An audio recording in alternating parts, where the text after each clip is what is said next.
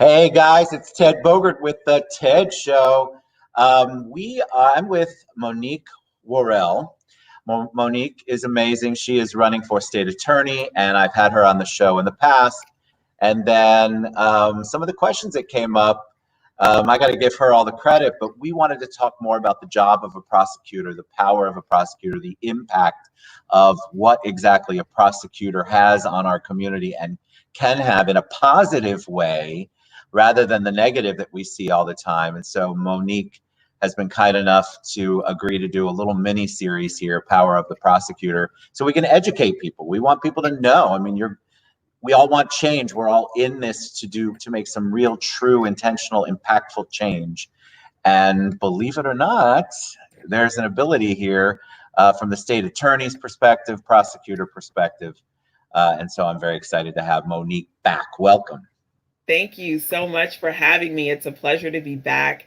And, as I've been on this campaign trail, I have heard people say, I never knew that a prosecutor did that. I didn't know what a state attorney did. I didn't know what the role was. So I put together a series so that I can let people know. And what better time to do it right now that we're in election time and Right. you, the voters, have an opportunity to decide who's going to be your next prosecutor and whether or not they represent your ideologies. Exactly. And I think that state attorney, for me, who's not in that world, I really didn't understand what that even meant. What is a state attorney? How does this impact me?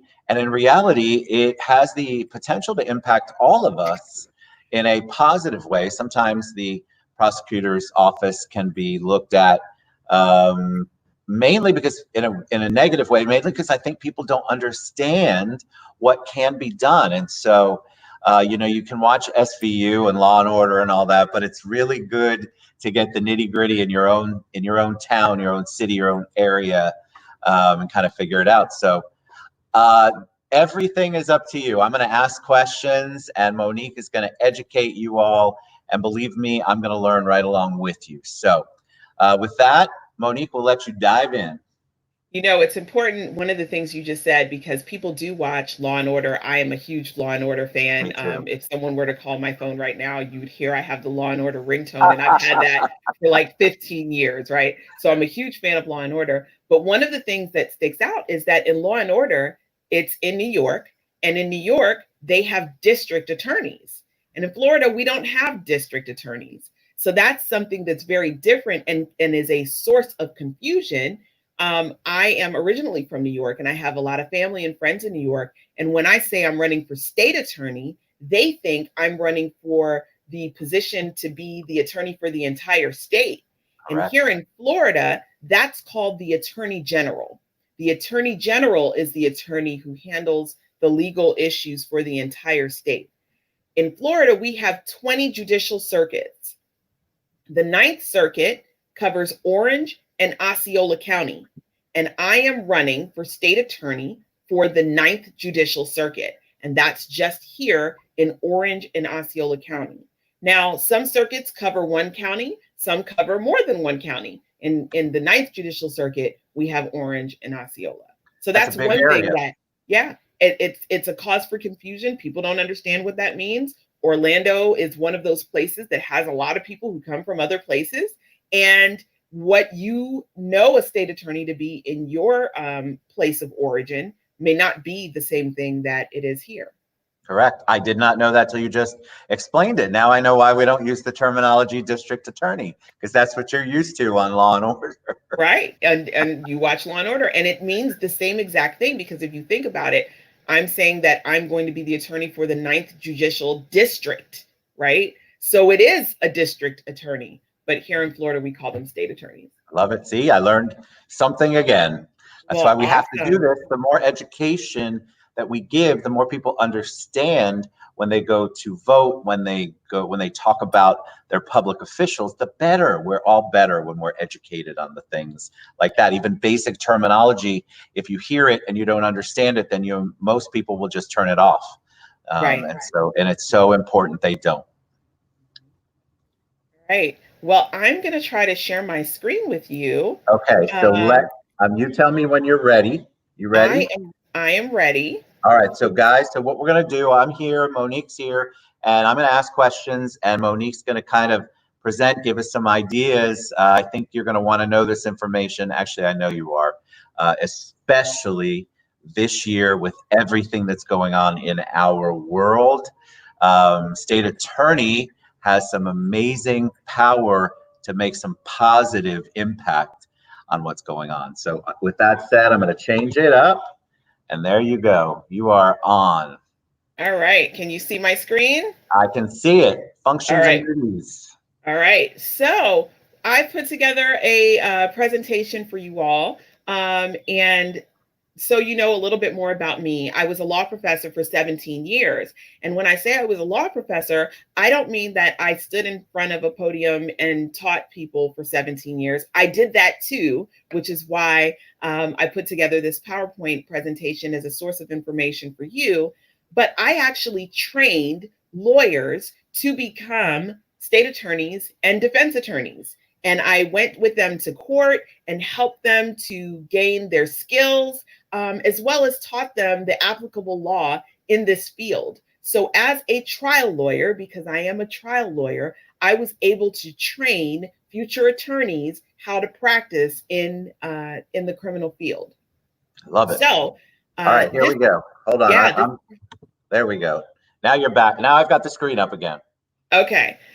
This presentation is one of those things that I would have done for my law students. So the American Bar Association is a voluntary bar association that sets the roles and responsibilities for attorneys. And the information that I'm going to be giving this morning or this afternoon comes from the American Bar Association standards. So the standard number is 3-1.1 and 2, and it's called the functions and duties of a prosecutor. So these standards are intended to provide guidance for the professional conduct and performance of prosecutors. They're written and intended to be entirely consistent with the ABA rules. Those are the rules for professional conduct that lawyers have to follow. They are aspirational and describe best practices. So attorneys who follow these rules are considered following what are the prescribed best practices by the American Bar Association. Hey, Monique, before you go, we have a question. I'm going to put it up. Awesome. So give me a second. Let me pull this out, and then let me show you this question. Mike Cross, please explain why this district has more false convictions. I'm thinking he's speaking, so it's probably false convictions than any other in the U.S. Most attorneys think the state attorney office is out of control. Wow. Well, let's just get right into it. That is an amazing question, and I'm going to come out of the PowerPoint here for us to talk about that. I was the founding director of the Conviction Integrity Unit here in the Ninth Judicial Circuit.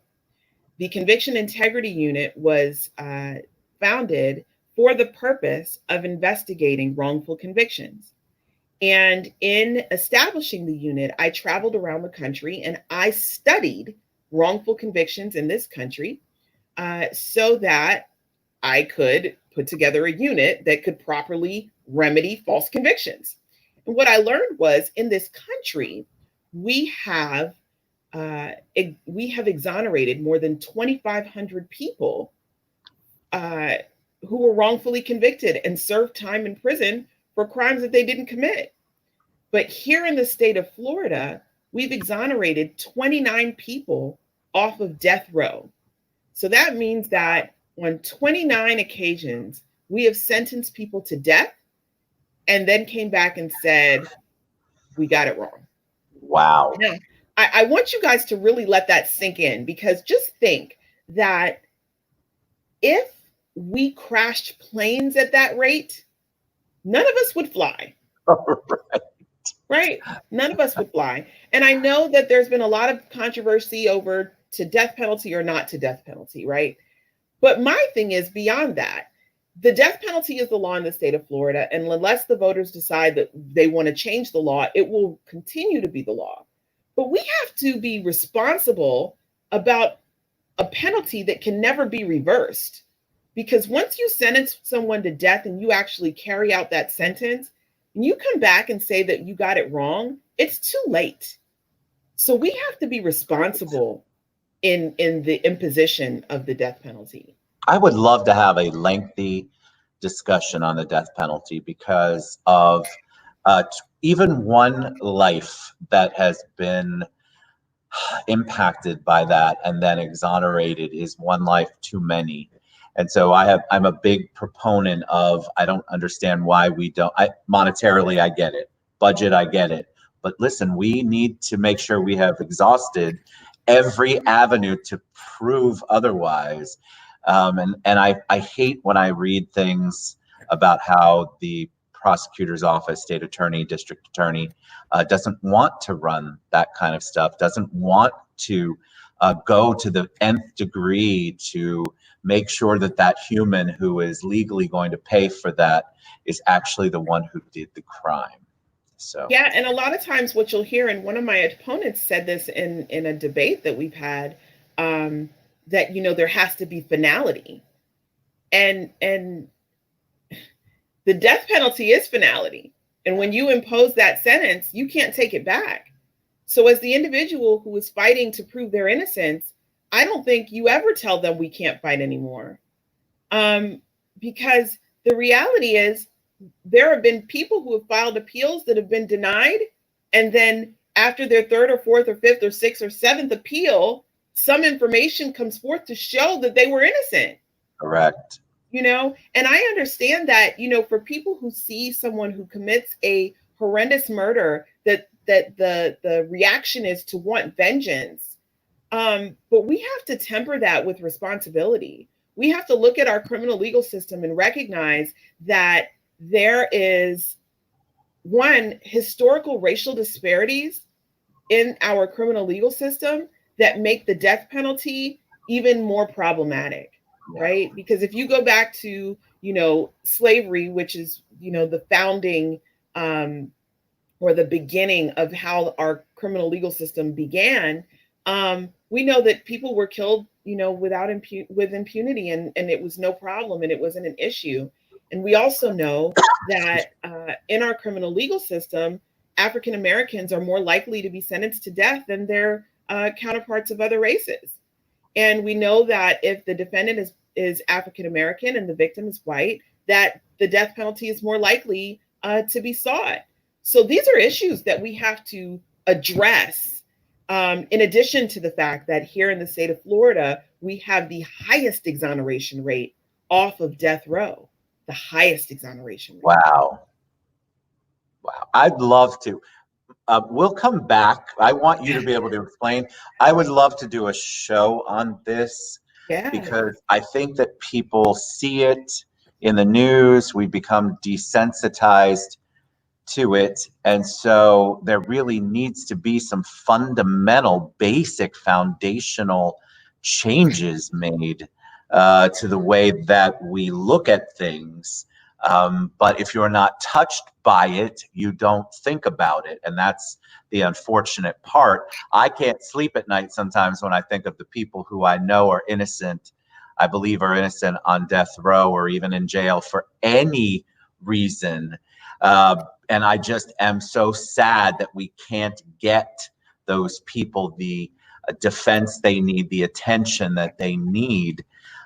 So I would love for you to come back. You have a lot of comments, and guys, I appreciate it.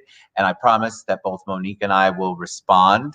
Listen, let's do it. I'm here for them. So the presentation is not as important as engaging them. And to the individual who did the last question, to your question about, why, I think that generally citizens have a false sense of security in our criminal legal system, and they believe that it works the way it was intended to. And what I want voters to understand is that in order for it to work the way you believe, you have to put the right people in place that are aligned with your ideologies to make sure that that happens. because historically it has not.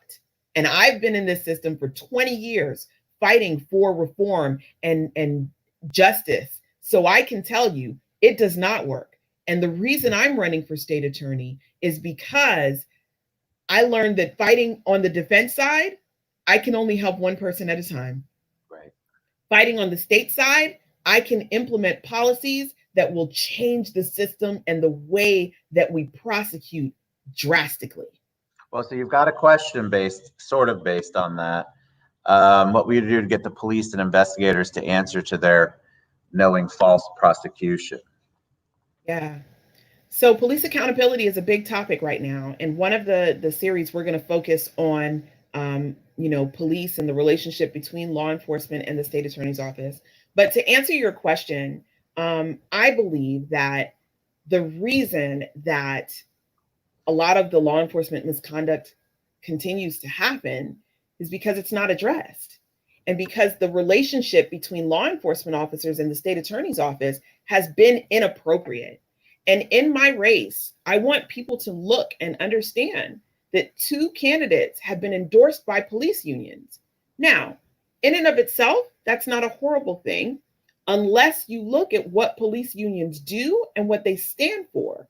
And what police unions stand for is that they vehemently defend individuals who have been charged with misconduct, regardless of whether or not they're guilty, and regardless of how egregious that misconduct is. So, in a situation like the murder of George Floyd, which has become national news and a national issue, the police unions seek to have him acquitted, even though we all saw him murder a man right in front of our face. So accountability is very important. And as state attorney, I pledge not to go after police, because all police are not the problem.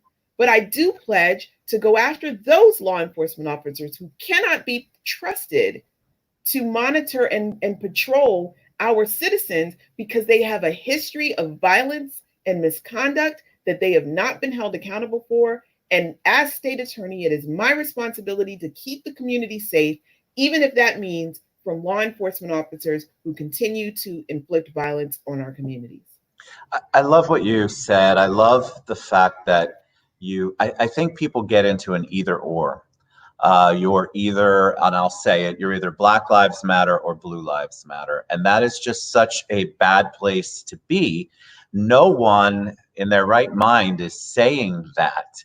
What you're saying is that the people who have demonstrated a history of this violence against alleged perpetrators and the way that they handle it is the issue. Are these people are our police force under tremendous stress every single day? Yes. So is somebody going to crack? Yes. I think that people are just picking the one or the other, and I think it's so wrong. You're going to have a good person make a bad mistake. What you're looking for is the history. How many bad mistakes have there been? How many people have been hurt? How many times have they been written up? And it's like anything that you do, you have to hold people accountable. And I think all you're asking for, and all of us are asking for, is that accountability be implemented and impact whether or not these people get to stay on a job where they're supposed to be protecting us. So I'm a big police advocate, a big Black Lives Matter advocate. And you can be both. You can be both. Yeah. You can be both. I think people get caught up in you have to be one or the other, and that's just an unfortunate place, I think. All right, so we got lots of great comments, but no more questions. So I will let you continue maybe for a couple more minutes on whatever the first topic is. Right. So I think we are getting close. Let me go back. Yeah, I think we're getting close to the end of our time together. So I will end with what I think is a great question. What does a prosecutor do, and why should it matter to me? Right. I think that's the crux of pretty much where we are. And I had no idea before I interviewed you the first time the answer to that question. So it's what you're going to share is very important. Very important. All right. So I'm going to share my screen, and I have a couple of answers for that. A prosecutor is an administrator of justice, a zealous advocate, an officer of the court, the prosecutor's office should exercise sound discretion, independent judgment in the performance of the prosecution function. The primary duty of the prosecutor is to seek justice within the bounds of the law and not merely to convict. Now, this is important because a lot of people look at prosecutors as that's where you get a conviction. But one of the things that I want to bring is the balance that the ABA has there, in that the prosecutor's function is to seek justice and not merely to convict. And this takes me into one of my issues, which is I'm going to be changing the culture of prosecution, because as it stands now, prosecutors are trained to believe that their sole function is to get convictions. Why do you say that? Because at the beginning of this race, you don't hear them talk about it too much anymore, but at the beginning of this race, my opponents were talking about conviction rates. If you listen to the debates, and God, there's been many, they talk a lot, there have been so many, about conviction rates and how we have a low conviction rate or a high conviction rate, and prosecutorial metrics, how prosecutors are evaluated is based on their conviction rates. If we change that evaluation mechanism, instead of just convictions, and move that towards justice, seeking justice. Well, how do you do that? Because justice is this very, malleable thing that we can't really put our hands on. Well, we can if we look at samples of a caseload and say, why did you send this person to prison? What is your justification? Why did you drop this case? What is your justification? Why did you put this person on probation? What is your justification? And if we evaluate people like that, we can make an assessment as to whether or not a prosecutor is seeking justice, because convictions do not equal justice. Correct. And we have to change the mindset. I 100% agree. I think that people expect the prosecutor. Remember, you're going back to Law and Order or any other show you've seen. The prosecutor is judged, evaluated, reviewed, revered or not revered based on their conviction rate. Right. And that's the wrong way to be. Justice is not conviction. Conviction's not justice. It's an interesting thing and sounds so simple. So next time I want you to talk about how we're going to do that, because I believe that is a fundamental change that has to be made. Then we should talk about how to implement it. Absolutely. One thing that people need to understand is that conviction rates can be manipulated, right? Because if I'm the prosecutor, I don't have to make a plea offer on a case that I know a person is guilty of. I can force that case to go to trial so that I can boost my conviction rate. That's not justice. Correct. That's not justice. I love it. So conviction is not justice. We should have a whole hashtag on that. Yeah. So if we want something different, we have to do something different. That's the whole premise of my campaign. It's time for a fresh perspective of justice. We can't continue to do the same thing and expect a different result. So I want people to be involved and knowledgeable about what it is that they're voting for and how the prosecutor's function impacts our lives as individuals, as well as collectively as a community, and why it's time for us to do something different than what we've done for decades, because it hasn't produced good results. And across the nation, people are calling for criminal justice reform, and we're not immune to that. The city of Orlando is considered to be either the third or fourth highest rate of excessive use of force claims by law enforcement in the country. That's a problem, and we need to do something to fix that. And I am running to do just that. So I thank you so much for this platform and for your viewers who are so engaged. And I look forward to continuing this series over the next several weeks. Yes, we're going to do it next week as well. And I'll send out the times. How do people reach you if they want to ask more questions or want to talk to you about your campaign, Monique? Yeah, so you can find me at MoniqueForStateAttorney.com. It's MoniqueFor stateattorney.com. You can find me at Monique for State Attorney on Facebook and Elect Monique State Attorney on Instagram. And I will be happy to engage with you there, answer any more questions that you may have, and just kind of keep you informed of where we are and what's going on and how I am the best candidate for this time. Yeah. All right, Monique Worrell, thank you so much.